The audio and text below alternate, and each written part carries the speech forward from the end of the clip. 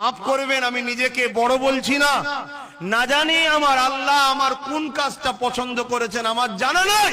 তবে আমার আল্লাহ আমাকে যতটুকু দেখিয়েছে ওই দেখানোতে আমি উপভোগ করছি, আমি দেখতে পাচ্ছি আগামী 1.5-2 বছরের মধ্যে আপনাদের উপরে যে সাইক্লোন হামলা আসছে আপনারা দিশেহারা হয়ে যাবে। আমি দেখতে পাচ্ছি আপনাদের মা বোনদের সঙ্গে কি হবে, আমি দেখতে পাচ্ছি আপনাদের ওপরে কি অত্যাচার নামবে, এটা আমাকে আল্লাহ দেখাচ্ছে।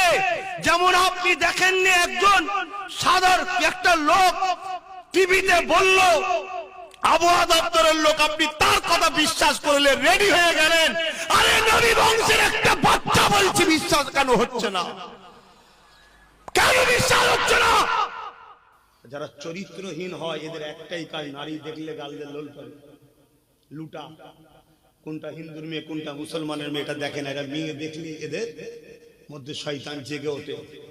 আর এই রকম চরিত্রহীন গুণের পাশে বড় বড় সব ক্ষমতাশালী লোকেদের হাত আছে, এদেরকে গার্ড করে। কেন কেন গার্ড করে? এরাই একদিন ওই জালিমদের জায়গাকে শক্তিশালী করে। আর এই সব জালিমদের বিরুদ্ধে যখন আমার তোমার মতো মোস্তফার গোলামগুলো কথা বলবে, তখন দেখা যাবে তোমার আমার পিছনে ফোর্স লেগে গেছে, তোমার আমার উপর ডিস্টার্ব হচ্ছে। কেন? তুমি গরিবের পক্ষে কথা বলেছো তাই। তা বলো, তোমরা গরিবের পক্ষে থাকবে না জালিমের পক্ষে থাকবে? বলো। আমি তোমাদেরকে বাঁচাবার চেষ্টা করছি, আজ থেকে নয়। আর এই বাঁচাবার রাস্তায় চলতে গিয়ে কখনো মাকে গাল খেয়েছি, কখনো বাপকে গাল খেয়েছি, কখনো নিজে অত্যাচারিত হয়েছি, কখনো নিজের সমস্যায় পড়েছি। আর এখন আমার ছোট ভাইটা সবসময় বিপদে পড়ছে, ওটা আমার জন্যই হচ্ছে, আমি ওকে না বলছি। সবকিছুকে প্রতিজ্ঞা করে, সবকিছুকে অপেক্ষা করে পিছুবার কোনো ব্যাপার নেই, ভয় খাবার কোনো ব্যাপার নেই, শুধু দুঃখের একটা ব্যাপার। আপনারা যদি কথাগুলো না শোনেন কষ্ট পাবেন, আর কথাগুলো যদি আপনারা নেন আলহামদুলিল্লাহ, আবার এই জমিনের গরিব হাসবে, এতিম সম্মান পাবে, বিধবা অধিকার পাবে। মুসলিম হোক অমুসলিম হোক, আদিবাসী সাঁওতাল ব্যক্তি যে কোনো ধর্মের মায়ের ইজ্জত লুট বন্ধ হবে। মায়েদেরকে খান্না যে বানানোর চেষ্টা চলছে কোনো বন্ধ হয়ে যাবে যদি আপনারা আমার কথাকে গুরুত্ব দিয়ে রাস্তায় চলে। আমি চ্যালেঞ্জ দিচ্ছি, হতেই হবে। কেন আমি সেই ঘরের ছেলে যারা পৃথিবীকে সন্ত্রাস মুক্ত করেছে, যারা পৃথিবীকে অত্যাচারী মুক্ত করেছে, যারা পৃথিবী থেকে নেশা মুক্ত করেছে, যারা পৃথিবীর মেয়েগুলোকে জ্যান্ত কুঁটা হতো বন্ধ করেছে, যারা পৃথিবীর কথা বলছে, এটা ছোট জায়গার কথা বলছি নি, জিনারা করেছেন, আমি সেই ঘরের ছেলে আপনাদের বলছি। আবার সেই নবীর বাগানে আবার ছোট ছোট জঙ্গল গাছ তৈরি হচ্ছে, বীজ ফল তৈরি হচ্ছে, বীজ গাছ গলাচ্ছে, আবার সন্ত্রাস তৈরি হচ্ছে, আবার গুন্ডা তৈরি হচ্ছে, আবার চোর তৈরি হচ্ছে, আবার দুর্নীতিবাজ তৈরি হচ্ছে, আবার চিনিংবাজ তৈরি হচ্ছে, আবার প্রতারণাকারী তৈরি হচ্ছে, আবার গরিবদেরকে লুটবে এমন মানুষ তৈরি হচ্ছে, আবার অসহায়দের উপরে অত্যাচার শুরু হয়েছে, আবার নারীদের দেহকে শোষণ করা হচ্ছে, আবার মা বোনেদের উপরে জুলুম অত্যাচারে স্টিল নোরান নেমে গেছে।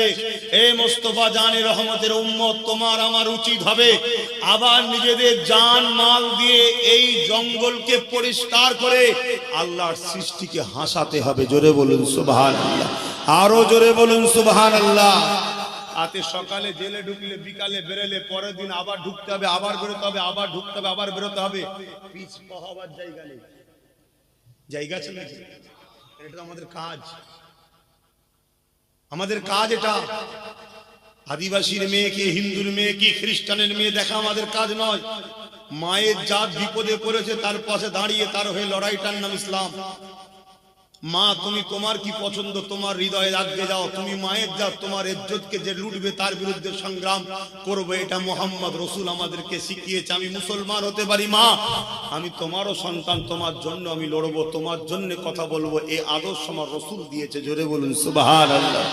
এই পৃথিবীতে একদল মানবরূপী পশু আছে যারা মানুষ, আল্লাহ তাদেরকে অনেক বড় বড় অর্থ দিয়েছে, সম্মান দিয়েছে, পদ দিয়েছে, পাওয়ার দিয়েছে। আর এই মানবরূপী পশুগুলো পাওয়ার পেয়ে, অর্থ পেয়ে আল্লাহর সৃষ্টিকেই জুলুম করে, আল্লাহর সৃষ্টির ওপরেও নিজেকে খোদা বানাতে চায়। আমি প্রভু হব তোদের, যেমন ফেরাউন বলেছিল আমি তোদেরকে খেতে দিই, আমি তোদের রাজা, আজ থেকে আমি তোদের খোদা, আনা রব্বুকুমুল আলা, আমি তোদের বড় খোদা। ফেরাউন বলেছিল, জানেন না? এই খসলত আজকের দিনেও কিছু লোকেদের মধ্যে ঢুকছে। মানুষের বেটিগুলোকে বেটি মনে করে না, মা গুলোকে মা মনে করে না, নারীদের সম্মান দেয় না, যখন খুশি তাদেরকে ডেকে নিয়ে যে ভোগ করছে, জুলুম করছে, না গেলে স্বামীকে মারবে, পিটবে, অত্যাচার করবে, মানুষের জমি দখল করছে, মানুষকে মিথ্যা কেস দিচ্ছে, অত্যাচার করছে। এই জুলুমগুলোকে মিটাবার নাম হলো ইসলাম। জোরে বলুন সুবহানাল্লাহ। আমাদেরকে 200 বছর কম বেশি ধরে আমাদেরকে একটা প্ল্যান আমাদের ব্রেনে ঢুকানো হয়েছে। 200 বছর ধরে অন্যায় থেকে দেখার পরও প্রতিবাদ করো না, ফিরে চলে যাও, এই মেন্টালিটি তৈরি করার জন্য 200 বছর ধরে চেষ্টা হয়েছে। আমাদেরকে শুধু মসজিদ মাদ্রাসা দাঁড়ি টুপি হজ নামাজ রোজা দেখিয়ে দিয়েছে, এইটুকুই ইসলাম, এটাকে ধরে বসতা, বাকি কিছু আর করতে হবে না। এটা আমাদের মেন্টালিটিতে তৈরি করে দেওয়া হয়েছে। 200 বছর কম বেশি ধরে প্ল্যান চলছে। অথচ মনে রাখবেন, আমার রসুল পৃথিবীতে এসেছিলেন কি কাজ করতে? আমার নবী পৃথিবীতে এসেছিলেন অত্যাচারী, জালিম, সন্ত্রাস, লুটেরা, চোর, বদমাইশ গুলোর হাত থেকে অশান্ত পৃথিবীকে শান্ত করতে। আল্লাহর সৃষ্টিগুলোর উপর যে জুলুম হচ্ছিল, ওই মজলুম মা, মজলুম বাপ, মজলুম বেটি, মজলুম বোন, মজলুম গরিবগুলোকে বাঁচাবার জন্য আল্লাহ আমার নবীকে দুনিয়ায় পাঠিয়েছিলেন। জোরে বলুন সুবহানাল্লাহ। আরো জোরে বলে। আল্লাহ নবী 11টা বছর ধরে পৃথিবীর অত্যাচারীদের হাত থেকে মজলুমকে বাঁচিয়েছে, পৃথিবীর অত্যাচারীদের হাত থেকে নারীদেরকে বাঁচিয়েছে, পৃথিবীর চোর, বদমাইশ, সন্ত্রাসদের হাতে মজলুম, অসহায়, গরিব, দিন দুঃখী মানুষগুলোকে বাঁচিয়েছে। আমার নবীর এই কর্মকাণ্ডে মানুষগুলো রাসূলুল্লাহ দিওয়ানা হয়ে নবী পাকের পিছনে ঘুরেছে, নবী পাককে ভালোবেসেছে, নবী পাকের সাথ দিয়েছে। কথা বলো, আওয়াজ দাও।